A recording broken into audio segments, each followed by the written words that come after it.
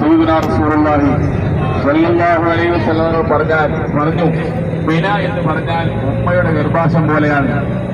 ഉമ്മയുടെ ഗർഭാശയം എന്ന് പറഞ്ഞാൽ ഒരു കുട്ടി ഉണ്ടെങ്കിലും ഒന്നിലധികം കുട്ടികളുണ്ടെങ്കിലും അവിടെ പരമസുഖമാണ് അല്ലേ?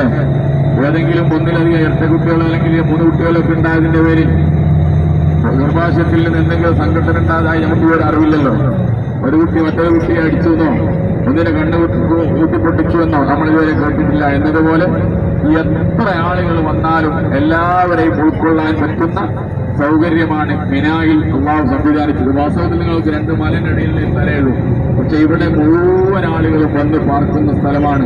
ചെറിയവരും വലിയവരും കുബേരനും കുചേലനും സുൽത്താനും അതേപോലെ തന്നെ പണ്ഡിതനും പാമരനും സ്ത്രീയും പുരുഷനും കുട്ടികളും എല്ലാവരും വരുന്ന സ്ഥലം അള്ളാഹുവേ ഈ മിനായിൽ എന്ന്